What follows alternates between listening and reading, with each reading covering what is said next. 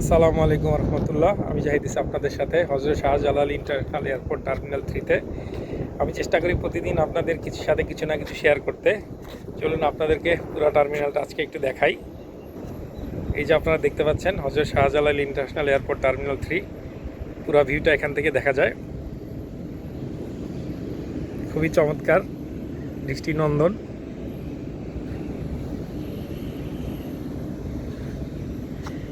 এপাশে দেখেন বিমান বাংলাদেশ এয়ারলাইন্সের অফিস, আর এদিকটা হচ্ছে আমাদের পুরাতন এয়ারপোর্ট। ডোমেস্টিকটা কাছে, তারপরে হচ্ছে ইন্টারন্যাশনাল টার্মিনাল 1 and 2। এদিকে যেটা দেখতে পাচ্ছেন সেটা হচ্ছে রাডার বিল্ডিং।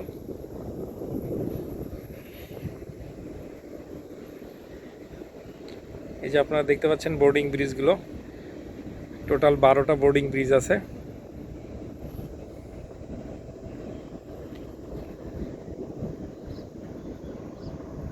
খুবই চমৎকার।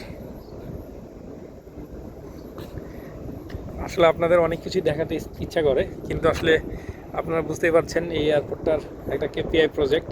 সো এখানকার সব কিছু শেয়ার করাটা একটু ডিফিকাল্ট, এই কারণে আসলে করা হয় না। তারপরে আজকে মনে হলো আপনাদের সাথে এই টার্মিনালটা ফ্রন্ট সাইডটা একটু দেখাই, অ্যাপ্রন সাইডটা স্পেশালি।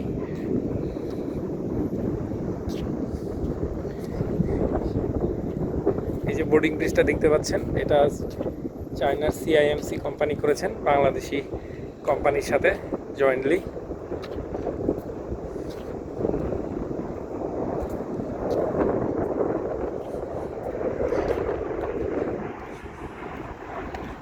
এবং ডেফিনেটলি প্যাসেঞ্জার্সরা অনেক বেশি বেনিফিটেড হবে এই নতুন টার্মিনালে। আপনারা জানেন যে টোটাল 112টা চেক ইন কাউন্টার আছে, 8টা হচ্ছে ভিআইপি চেক ইন কাউন্টার, আর নর্মালি 104টা হচ্ছে সকল প্যাসেঞ্জারদের জন্য।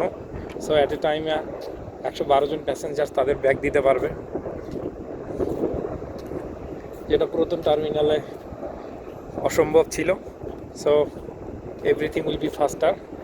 আর আপনারা একটু আগেই বললাম যে এখানে 12টা বোর্ডিং ব্রিজ আছে এবং দুই পাশে দেখেন বিমান দাঁড়াতে পারবে। সো যে বিমানগুলো এখন বর্তমানে বিমানগুলোকে দাঁড়িয়ে থাকতে হয়, ওয়েট করতে হয় অন্য অন্য বিমানের জন্য, কিন্তু এটা এখন আর করতে হবে না। বিমানগুলো রানওয়ে থেকে নেমেই দ্রুত বোর্ডিং ব্রিজের কাছে এসে চলে আসতে পারবে। সো যাত্রীরা দ্রুত ইন অ্যান্ড এক্সিট করতে পারবে।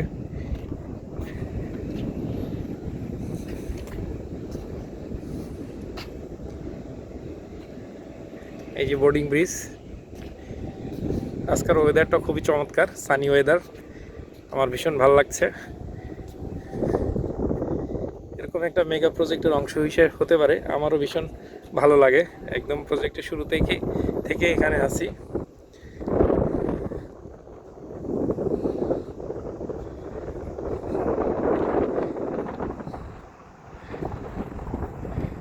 এই দেখেন অনেকগুলো বিমান দাঁড়িয়ে আছে, একটা কার্গো ইউএস বাংলার একটা বিমান, বাংলাদেশ এয়ারলাইন্স, এই পাশে ইথিওপিয়ান এয়ারলাইন্স, তারপর হচ্ছে ইতিহাদ, এদিকে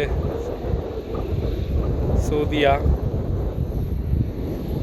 আজকের অ্যাম্বিয়েন্সটা খুবই চমৎকার, আপনাদেরকে একটু দেখানোর চেষ্টা করলাম। আশা করি আপনাদের ভীষণ ভালো লেগেছে। সকলকে ধন্যবাদ। আসসালামু আলাইকুম রহমতুল্লাহ।